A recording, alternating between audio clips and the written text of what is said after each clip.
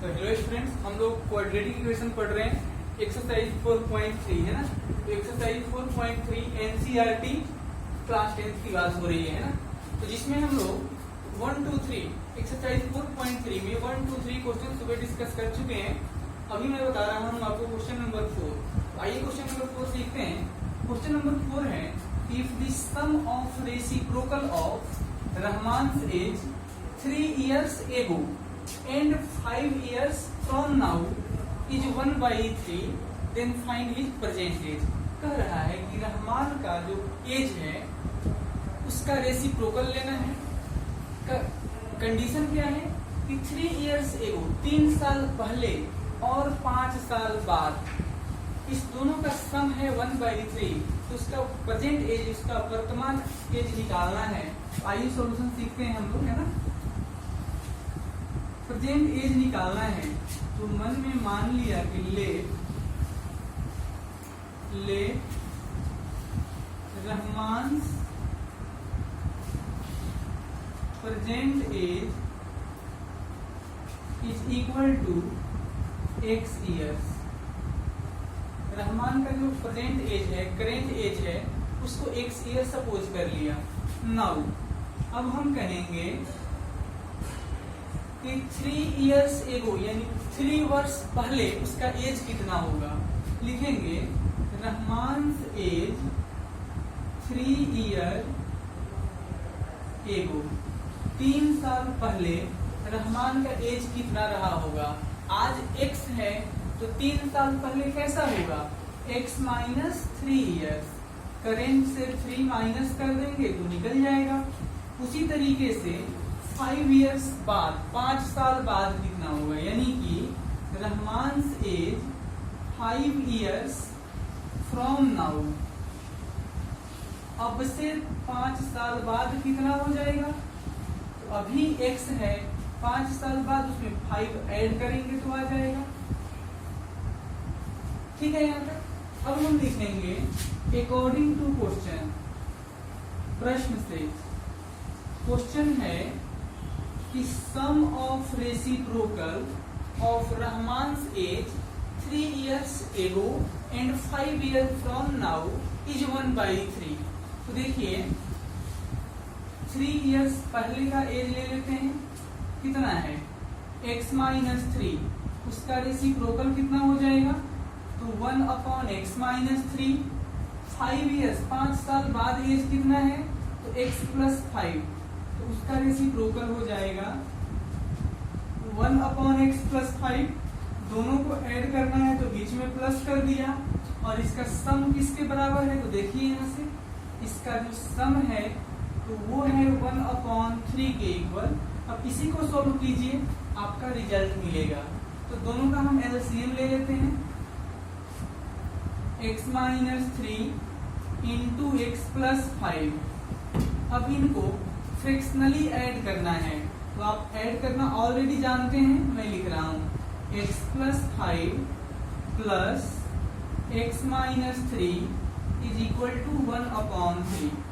तो अब देखेंगे x plus x 2x, 5 minus 3 2, और नीचे जो है x इसको मल्टीप्लाई कीजिए तो x square plus 5x, x से x में किया x स्क्वेयर, x से 5 में किया 5x, माइनस 3 से x में करेंगे तो 3x, माइनस प्लस माइनस होता है 5 3 जा 15 is equal to 1/3।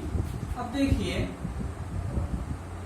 2x minus 2 है, ये कितना हो गया, तो x square 5x minus 3x 2x minus 15 is equal to 1/3।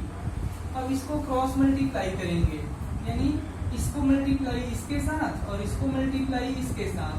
3 से यहाँ मल्टीप्लाई करेंगे तो 6x minus 6 is equal to, इसको 1 से मल्टीप्लाई कीजिए तो x square plus 2x minus 15। हम क्या करते हैं, इस टर्म को उठाकर इस साइड शिफ्ट करेंगे। तो ये है x स्क्वेयर प्लस का 2x ये प्लस 6x इधर आया तो माइनस 6x, ये माइनस 15 पहले से था, ये माइनस 6 इधर आया तो प्लस 6 इज इक्वल टू 0, और x square 2x minus 6x minus 4x minus 15 plus 6 यानी माइनस 9 इज इक्वल टू 0। तो ये आ गया quadratic equation ax square plus bx plus c। अब इसको आप सोल्व कीजिए, आपकी मर्जी है, चाहे तो आप इसको फैक्टराइज करके सॉल्व कर सकते हैं, आप चाहें तो इसको स्क्वायर कंप्लीट करके सॉल्व कर सकते हैं, आप चाहें तो इसको डायरेक्ट फॉर्मूला से कर सकते हैं जो कि मैंने मॉर्निंग में बताया था। तो हम लोग आगे बढ़ेंगे, है ना। ये सॉल्व आप खुद करेंगे, x का वैल्यू आ जाएगा, दैट इज रहमान का करेंट एज निकल जाएगा। मेरा काम है क्वाड्रेटिक इक्वेशन फाइंड आउट कर देना, इसको आप खुद से सॉल्व कीजिए, राइट। आगे बढ़ते हैं हम लोग क्वेश्चन नंबर 5 की ओर।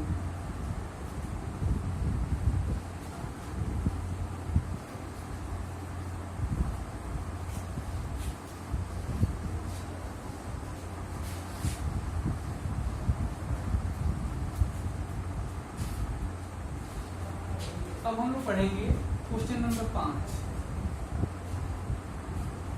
तो क्वेश्चन नंबर 5 है, in a class test, in a class test, the sum of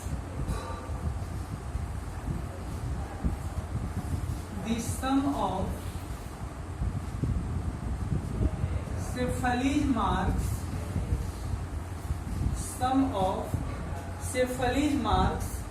in mathematics and in English.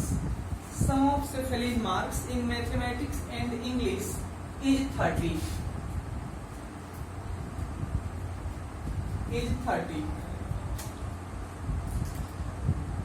Had she got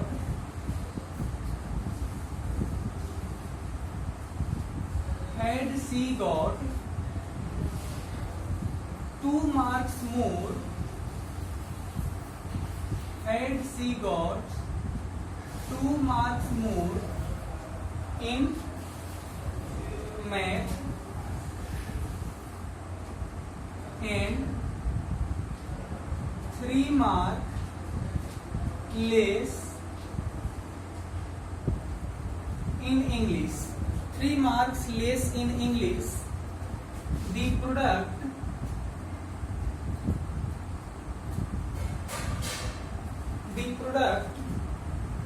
of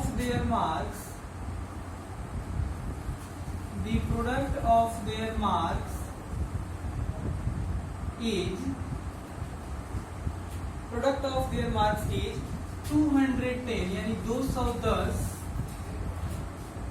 then find her marks। ये प्रश्न है आपका, अच्छे से समझिए। कह रहा है कि किसी क्लास टेस्ट में सेफली का मैथ्स और इंग्लिश का जो मार्क्स आया, दोनों का सम 30 था। फिर कहता है कि जब दोबारा टेस्ट हुआ, यानी पुनः दोबारा फिर से मैथ्स में उसको 2 मार्क्स ज्यादा मिले और इंग्लिश में 3 मार्क्स कम मिले। अब इस बार का जो नया मार्क्स है, दोनों का प्रोडक्ट 210 है, तो बताइए उसने कितने मार्क्स अचीव किए थे। आइए सॉल्व करते हैं। मैथमेटिक्स और इंग्लिश दोनों को मिलाकर जो मार्क्स है वो है 30, है ना। तो हम मन में मान लेते हैं कि let the marks taken by Shefali in maths. हमने माना कि सेफली ने मैथ्स में x मार्क्स लिया, then the marks taken by Shefali in English. English में उसने कितना मार्क्स लिया होगा, तो 30 माइनस x। ये कैसे, तो इंग्लिश का मार्क्स प्लस मैथ का मार्क्स दोनों मिलाकर 30 है। तो अगर मैथ का x हो गया तो इंग्लिश का मार्क्स कितना होगा, 30 माइनस एक्स होगा ना, तभी दोनों को ऐड करेंगे तो 30 आएगा। Now 3 marks more in math